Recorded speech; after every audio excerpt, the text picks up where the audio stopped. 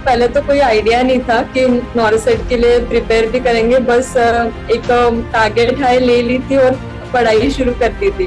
तैयारी तो पूरी थी, लेकिन फिर भी वो नर्वसनेस रहती है कि मैंने इतना पढ़ा है, इतनी प्रैक्टिस की है, वो वहाँ पे काम आएंगी नहीं आएंगी, कैसे करेंगे, वो चीजें याद आएंगी या नहीं आएंगी। बट मैंने जब टेस्ट सीरीज शुरू की थी तो मेरे काफी रॉन्ग होते थे, 29-30 के ऑलमोस्ट में। फिर जैसे जैसे जैसे मैं हर एक पेपर के साथ मैंने इतना प्रोग्रेस देखा है कि नेगेटिव मार्किंग मेरी बहुत कंट्रोल में आ चुकी थी।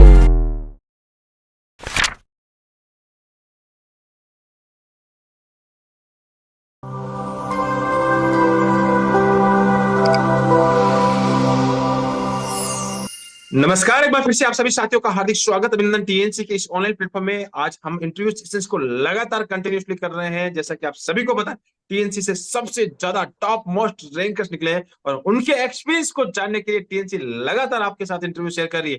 तो यहाँ पे आज हमारे साथ एक बहुत ही जबरदस्त रैंकर, जिन्होंने ली एक बहुत ही जबरदस्त सफलता। तो आज हम इनसे जानने वाले इनके संघर्ष की स्टोरी कि किस प्रकार से इन्होंने सफलता हासिल की है और किस प्रकार से इस मुकाम को छुआ है। तो सबसे पहले तो बहुत बहुत बधाई और शुभकामनाएं शैलजा जी।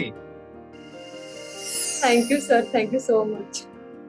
इस समय एक बहुत ही अच्छी रैंक को आपने हासिल किया है और एक बहुत ही जबरदस्त खुशी आपके चेहरे पे नजर आ रही है।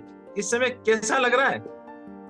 सर बहुत ही अच्छा लग रहा है, मतलब लग रहा है कि फाइनली कुछ मतलब डिजर्विंग सा मिल चुका है। बहुत ही जबरदस्त। कौन सा एम्स अभी आपने चूज किया है? Sir AIIMS Nagpur. घर के नजदीक वाला एम्स आपने चूज किया है, तो बहुत ही यस सर। जबरदस्त बात। अब मैं आपसे बहुत सारी चीजें पूछूंगा, आपके संघर्ष की कहानी पूछने वाला हूँ, साथ ही साथ आपने किस प्रकार से मेहनत की, किस प्रकार से प्रिपरेशन की, उसके बारे में जानना चाहूंगा। साथ ही साथ आपने बहुत सारा जो आपने स्ट्रगल जो आपने झेला है, उस स्ट्रगल्स के बारे में भी यहाँ पे मेंशन करना चाहूंगा। तो इस इंटरव्यू की शुरुआत करेंगे आपके अपने इंट्रोडक्शन से। मेरा नाम शैलजा अशोक दोनाडकर है और मैंने अपनी ग्रेजुएशन कस्तूरबा नर्सिंग कॉलेज से कंप्लीट आउट की है।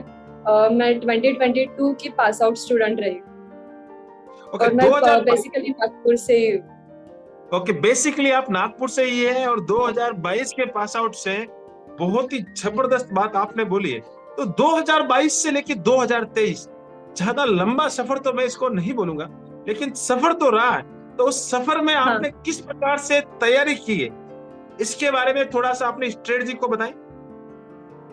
सर जब शुरू मतलब पहले तो कोई आइडिया नहीं था कि नॉर्सेट के लिए प्रिपेयर भी करेंगे, बस एक टारगेट है ले ली थी और पढ़ाई शुरू कर दी थी।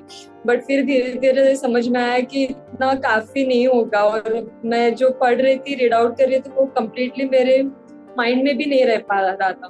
तो फिर मैंने और ऑनलाइन क्लासेस स्टार्टअप की और उसके साथ साथ टेस्ट सीरीज भी ज्वाइन करी। और फिर जैसे जैसे मैं प्रोग्रेस आउट देख रही थी अपना कि मैं एक जैसे जैसे मेरी थ्योरी कंप्लीट आउट हो रही थी, तो क्वेश्चन प्रैक्टिस भी बहुत अच्छे से चल रही थी और प्रोग्रेस भी दिख रहा था काफी। तो फिर धीरे धीरे समझ में आया कि हाँ कर सकते हैं करके। पास आउट होने के बाद पहला एग्जाम कौन सा रहा है आपका? सर नॉर्सेट 4 ही रहा है। क्या रहा है उसका रिजल्ट? रिजल्ट तो अच्छा नहीं था, बट मतलब जैसे ही मुझे याद है कि मुझे मेरे राइट 76 हुए थे और 37 मेरे रॉन्ग भी थे। तो और मैं उस पेपर के टाइम पे बहुत ज्यादा एंशियस थी, मतलब इतने एंजाइटी में वो पेपर चला गया हाथ से। लेकिन इतना तो समझ आ गया था कि अगर मैं स्टडी की हूँ और उसका मुझे मतलब मैं 76 राइट निकाल पा रही हूँ, तो अगर मैं अपना पूरा 100% देती हूँ तो मैं और अच्छा कर सकती हूँ। तो फिर उसी के साथ फिर मैंने वहां से पॉजिटिविटी ली और आगे और प्रैक्टिस हो।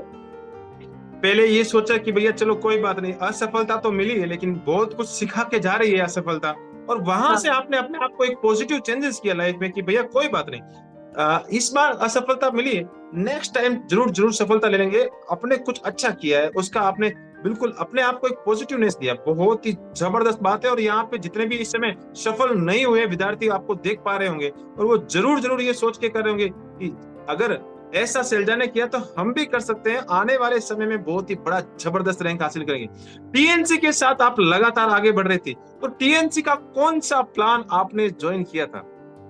सर मैंने कॉम्बो प्लान ज्वाइन किया था। ओके, कॉम्बो प्लान के साथ आप आगे बढ़ रही थी और लगातार आप टेस्ट सीरीज के साथ वीडियो रेस्टर्स भी आप कंप्लीट कर रही थी।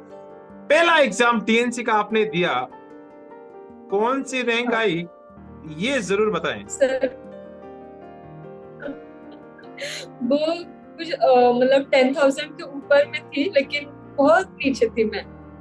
मतलब एग्जैक्टली बताने मुझे वाली रैंक भी बात याद नहीं नहीं, है। लेकिन बच्चे मुझसे हाँ ये पूछते हैं कि सर ये क्वेश्चन को आप एडिट कर देना बाद में, कि सर ये क्वेश्चन को तो काट देना, कि ये क्वेश्चन तो मेरा बहुत ही खराब रहता है, कि मेरी पहली बार सबसे खराब रैंक आई थी, ये एडिट कर देना।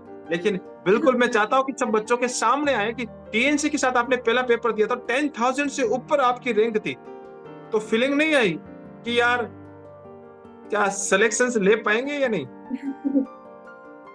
नहीं सर, लगा तो नहीं, क्योंकि इतना मतलब कंपटीशन लग रहा था उसमें। फिर लेकिन एक बात थी कि करते तो रहना है, भले ही रैंक कोई भी आए, हमने करना ही है। तो मैं वैसे करती गई, और फिर धीरे धीरे मैंने जैसे देखा कि मेरी रैंक भी इम्प्रूव होती जा रही थी। ओके, सबसे अच्छी रैंक कौन सी है? सर 42। उससे ऊपर कभी नहीं गए? नहीं शायद एक बार आई थी सर, 30 की रेंज में से कुछ थी, ओके, लेकिन टॉप ज्यादा 30 बार में, नहीं है। टॉप 30 की रेंज में सिर्फ एक ही बार है। हमेशा जब आप कंटिन्यूसली आगे बढ़ रहे थे, तो आपको याद है कि आपकी एवरेज रैंक कब तक कहां तक एस्टेब्लिश हो रही थी? सर एवरेज रैंक मेरी मतलब 400 500 में थी। 400 और 500 के अंदर रह रहे थे। 500 और के अंदर रह रहे और थे। और इस समय आपने बहुत ही बड़ा आंकड़ा हासिल किया है, तो वहां पे 400 500, और इस समय कौन सी रैंक नॉर्थ में एस्टेब्लिश हुई है? इस समय सर 153 है। बहुत ही जबरदस्त आंकड़ा, 153 रैंक आपने हासिल किया है, और बहुत ही जबरदस्त सफर रहा है। आपने मेहनत का जो परिणाम इस समय सफलता में कन्वर्ट हो चुका है। एक चीज और जानना चाहता हूँ, मन में है नागपुर एम्स, घर से कितना दूर है? सर 18 किलोमीटर से। 18 किलोमीटर की दूरी पे है आपका घर है? Yes sir. मम्मी बोलेगी टिफिन देके आ जाती हो। जब आप नाइट ड्यूटी में कहेंगे तो बोलो चलो चलते हैं, अभी अभी हाथों हाथ गाड़ी से जाती हूँ। और 18 किलोमीटर कोई जर्नी नहीं होती, बिल्कुल एक कम स्पेस रहता है। और मैं बात करूं दिल्ली एम्स की, तो बंदे 50-50 60-60 किलोमीटर तक की जर्नी करके दिल्ली एम्स में ड्यूटी करने जाते हैं। तो 18 किलोमीटर तो कोई बड़ा जर्नी है ही नहीं। और ये सबसे बड़ा अचीवमेंट है कि घर के नजदीक में एम्स मिल जाना। तो कभी सपने में भी सर सोचा था कि इतनी बड़ी रैंक आ जाएगी? नहीं सर, नहीं लगा था। मतलब ऐसे ही मैं यही सोच रही थी कि जैसे मतलब प्रिपरेशन शुरू थी कि बस एम्स मिल जाए, कोई भी मिल जाए, जो भी मिलेगा वो एक्सेप्टेड रहेगा। बट जैसे रैंक आई और जैसे मतलब नागपुर ही मिल गया, तो सभी बहुत खुश थे घर। बहुत ही ज्यादा खुश है, और बिल्कुल बनती भी है खुशी, और बहुत ही शानदार। अब मैं थोड़ा सा टीएनसी के एक्सपीरियंस के बारे में जानना चाह रहा हूँ। जब टीएनसी के अंदर हमेशा जब आप एग्जाम देते थे, तो कभी ऐसा नहीं लगा कि यार ये क्वेश्चंस कहाँ कहाँ से बना लेते हैं? सर हमेशा ही लगता था, हर ही टेस्ट सीरीज में लगता था। और फिर क्योंकि मतलब सभी टेस्ट सीरीज में कुछ नया नया ही होता था, और सब इम्पोर्टेंट होता था। ऐसा भी नहीं लगता था कि ये कुछ ज्यादा हो रहा है। तो मैं हर एक चीज को नोट डाउन भी कर लेती थी अपना। मैंने अलग से अपनी एक बुक ही बना ली थी उसके लिए, तो वो ओके, नोट डाउन भी करते चलती थी। रोजाना आप जो जो गलतियां हो रही थी उनको नोट डाउन कर रहे थे, मिस्टेक बुक बना रहे थे, और वो मिस्टेक बुक्स आपकी लाइफ के लिए बहुत ही बड़ा रामबाण साबित हुई, और उसके साथ आप चल रहे थे। अब मैं थोड़ा सा एक चीज और भी एक्सपीरियंस आपके बारे में यहाँ से जानना चाहता हूँ, जो कि आपने साथ में था, वीडियो रेशनल, उसके बारे में कुछ बताएंगे कि वीडियो रेशनल्स आपको कैसे लगे? हाँ सर, तो मतलब वीडियोस हमें बहुत ज्यादा हेल्प आउट करते हैं, क्योंकि हम खुद से देखते हो वो चीजें सुनते हैं। तो सर जिस वे में पढ़ाते थे उसमें 2-4 क्वेश्चंस और ऐड अप हो जाते थे। और जो मतलब नहीं भी अगर हमें याद है, तो वो एक पेपर देख के तो हमें क्वेश्चन देख के समझ, हाँ सर ने ये बात यहाँ यहाँ कुछ ऐसे बताई थी, तो हमें समझ आते थे कि क्वेश्चंस कैसे करने हैं। तो काफी हेल्प ओके, आउट हुआ है वो वीडियोस से। बिल्कुल, दोनों चीजें एक साथ चलती है तो बहुत ज्यादा बेनिफिट मिलता है। और इस बार पता नहीं क्या हो रहा है, सारे बच्चे कॉम्बो के ही रैंकर्स बन रहे हैं, बहुत ही जबरदस्त बात है। अब मैं आपसे और चीजें जानना चाहता हूँ कि एग्जाम हॉल का एक्सपीरियंस, एग्जाम से पहले आपका सिनेरियो पैटर्न था कि भैया not set 4.0 scenario pattern, next not set prelims और मेंस का पैटर्न। एम्स पे गुस्सा नहीं आया कि यार ये एम्स क्या है, बार बार कभी कुछ कभी कुछ कभी कुछ कभी कुछ? सर बहुत आया। ऐसा ही लग रहा था, मतलब नॉर्सेट 4 हुआ, फिर उसके बाद नॉर्सेट 4 का रिजल्ट देख के कि नॉर्सेट 5 तो कर ही लेंगे, तो फिर उसमें झटका आया कि प्री और मेंस है इस बार। तो फिर लगा कि यार अभी कैसे करें, लेकिन इतना अभी इतने दूर ऑलरेडी आ चुके थे तो वापस जाने का तो कोई सवाल ही नहीं था, तो आगे ही जाना था और जैसा है वो एक्सेप्ट करना था, क्योंकि जो भी है थ्योरी सेम ही है, कंसेप्ट सेम है, बस हमें मेहनत थोड़ी और करनी थी। उस समय तो ऐसी फीलिंग आती है कि ये डिसीजन कौन लेता है, ऐसे डिसीजन उसको पकड़ के लेके आओ। हाँ सर। ये बच्चों की फीलिंग मैं समझ सकता हूँ कि यार ये हर बार एम्स नए नए काम करता है, तो ये बच्चों की फीलिंग रहती है। और एम्स ने, मैं अगर मेरे एक्सपीरियंस के आधार पर कहूँ तो बहुत ही अच्छा काम किया है, क्योंकि बहुत सारी चीजें ऐसी होती है जो बिल्कुल दुर्भाग्यपूर्ण होती है, तो उनको रोकने के लिए एम्स ने ये अच्छा काम किया है। और एम्स, मैं इतना वादे के साथ कह सकता हूँ कि हमेशा अच्छा ही काम करता है, अपनी क्वालिटी सुधारने के लिए बहुत ही अच्छी चीजें काम यूज करता है। अब मैं पूछना चाहता हूँ कि एग्जाम हॉल से पहले, प्री तो आपका निकल गया, मेंस में जाने से पहले डर नहीं लगा कि यार क्या होगा क्या नहीं होगा? सर बहुत लगा था, तैयारी तो पूरी थी, लेकिन फिर भी वो नर्वसनेस रहती है कि मैंने इतना पढ़ा है, इतनी प्रैक्टिस की है, वो वहां पे काम आएंगी नहीं आएंगी, कैसे करेंगे, वो चीजें याद आएंगी या नहीं आएंगी। बट जैसे जैसे फर्स्ट क्वेश्चन आया और फिर नेक्स्ट क्वेश्चन आते गए, और सारे क्वेश्चन मतलब बहुत इजी हो गए थे। मुझे पेपर काफी मॉडरेट लगा, पता नहीं क्यों, बट शायद टीएनसी की वजह से ही रहा है सब कुछ, कि सारे क्वेश्चंस इजी लग रहे थे, बस करते ही चले जा रही थी। ऐसा नहीं, आपने एग्जाम हॉल में ऐसा इंतजार नहीं किया कि हार्ड क्वेश्चन कब आएगा? सर मैं एक्चुअली मतलब लग ही रहा था कि पेपर क्यों, क्वेश्चंस क्यों ऐसे लग रहे हैं कि ये सभी मतलब मुझे आ रहे थे, शायद ऑब्वियसली मतलब बाकी को भी वैसे ही लग रहे होंगे बोला, तो लेकिन वैसा नहीं था, रिजल्ट कुछ और ही बताता है। तो ये मैं हमेशा बोला करता था कि भैया तुम इतना आसान समझते हो, उतना आसान नहीं होगा। वो मन में डर रहता है कि भोजराज सर हमेशा बोलते थे कि भैया ऐसे चीजें होती है, ऐसी चीजें होती है, तो बच्चा वहां पे ज्यादा कॉन्फिडेंस नहीं होना है, ओवर कॉन्फिडेंट नहीं होना, तो वो डर तो लगता ही लगता है। एग्जाम देके वापस आ गए, घर पे आ गए, टीएनसी के टेलीग्राम ग्रुप में स्क्रीनशॉट वायरल होने लगे, क्या लगा कि ये सारे क्वेश्चंस मजा आ गया? सच्ची सर मतलब बहुत ही हेल्पफुल रहा है, क्योंकि मतलब वो टाइम सेविंग इतना रहा है कि वो देख के ही समझ में इसका क्वेश्चन, इसका आंसर तो यही है। और कंफ्यूजन तो हुआ ही नहीं, बहुत काफी इजी रहा।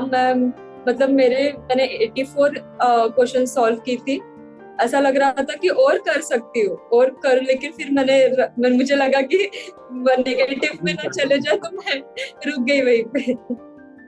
ओके, जब आपने क्वेश्चंस मैच किए थे, जब टीएनसी के क्वेश्चन पेपर वहां से वायरल हो रहे थे, क्या आपने भी पेपर मिलाया कि यार सच में ये तो मजा आ गया? हाँ सर, मतलब देखे थे, और काफी क्वेश्चंस मतलब आप ही की टेस्ट सीरीज थे, तो वो बहुत ही सही लगा था कि राइट टाइम पे कोई राइट चीज की है। राइट टाइम पे राइट डिसीजन लिया है, और वो राइट टाइम पे डिसीजन आपको बहुत आगे तक ले जाता है। एग्जाम देने के बाद सारा सब कुछ खत्म, रिजल्ट का इंतजार हो रहा था, क्या लग रहा था कि इस बार एक 153 रैंकर्स बनने वाले? सर रैंक तो नहीं सोची थी, लेकिन इतना कॉन्फिडेंस जरूर था कि इस बार तो हो जाएगा। और फिर जैसे ही रैंक आई तो फिर बहुत ज्यादा ही खुशी थी, क्योंकि मतलब बहुत अच्छी रैंक आई है और सब बहुत ज्यादा खुश थे रैंक से। बच्चे इस समय ये भी जानना कोशिश करेंगे, क्योंकि ये फ्यूचर में आपके ये इंटरव्यू से बहुत सारे बच्चे एस्पिरेंट देखेंगे, वो ये जानना चाह रहे हैं कि भैया ये बताएं कि मेंस के अंदर कितने क्वेश्चंस राइट और रॉन्ग और टोटल कितने थे? 84 सर अटेम्प्ट किए थे मैंने, और मेरे राइट 69 हुए थे और 15 ही रॉन्ग थे।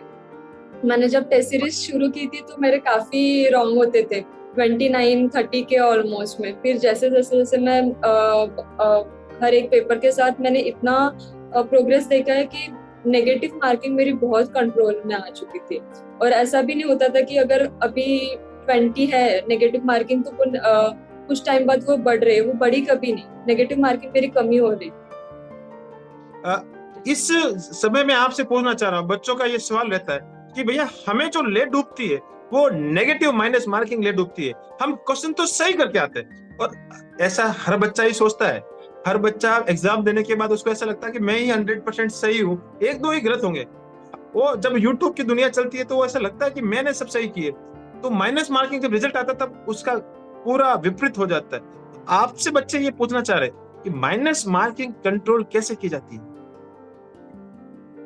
माइनस मार्किंग कंट्रोल करने के लिए मतलब हमें जैसे भी टेस्ट सीरीज हमारी टेस्ट हो गई है, मैंने हर एक टेस्ट पेपर का एनालिसिस किया है। मैंने देखा है कि कहाँ कहाँ पे मतलब मैं गलत हो रही हूँ। कभी कभी क्वेश्चन रीड आउट करने में भी हम गलती कर देते, वो क्वेश्चन हमें आ रहा होता है बट कोई एक वर्ड हम मिस आउट कर देते और हमारा आंसर ही गलत हो जाता है। तो ये चीजें मैंने नोट डाउन की, वैसे लिखी और उन्हीं को वैसे यूटिलाइज की कि मैं नेगेटिव अपनी कंट्रोल। ऐसा कोई एक्सपीरियंस हो जिसमें टेस्ट सीरीज के अंदर आपने इजी क्वेश्चन गलत कर दिया और वापस देखने के बाद अरे यार ये तो मुझे आता था? सर ऐसे बहुत सारे हुए, मतलब वो एक्सेप्ट वाले क्वेश्चंस होते थे। कोई क्वेश्चंस होते थे कि जहाँ पे एक कि मोस्ट इम्पोर्टेंट करके होता था और वो मैंने नहीं पढ़ा, रीड आउट किया होता है, तो वो मेरे नेगेटिव में चले जाते थे। टीएनसी के बारे में आपको किसने बताया? सर टीएनसी के बारे में हमारे कॉलेज के सर थे, उन्होंने हमें बताया था कि अगर आप नॉर्सेट के लिए जाओ तो टीएनसी की टेस्ट सीरीज जरूर लगवा लेना। तो वो चीज ख्याल में थी कि टेस्ट सीरीज तो लगवानी ही है, तो वहां से भी किए थे सर। फिर मेरी बैचमेट भी थी सुरभि, जिन्होंने आप ही से टेस्ट सीरीज ली थी, उसका लास्ट टाइम रैंक भी आया था 16, तो उसके थ्रू भी मुझे पता चला।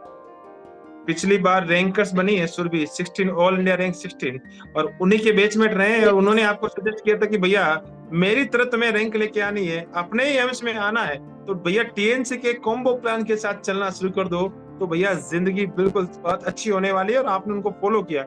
आपके गुरुजन ने भी आपको बताया कि भैया तुम्हें अगर रैंक लेके आनी है तो भैया टीएनसी के साथ चलते जाओ, बहुत ही जबरदस्त बेनिफिट मिलने वाला है। आपने इन सब को फॉलो किया और आज आप मेरे साथ इंटरव्यू कर रहे हैं, अपने एक्सपीरियंस हजारों बच्चों के साथ शेयर कर रहे हैं। आज लास्ट में एक सवाल मैं आपसे पूछना चाह रहा हूं, ये बहुत ही इंपॉर्टेंट क्वेश्चंस है, और ये आने वाले बच्चे जिस प्रकार से सुरभि ने अपना काम किया है, वैसे ही आपसे ये जानना चाह रहे हैं कि भैया शैलजा हमें बता दे कि राज क्या है, किस प्रकार से हम नेक्स्ट नॉर्सेट के अंदर हम अच्छी रैंक लेके आए।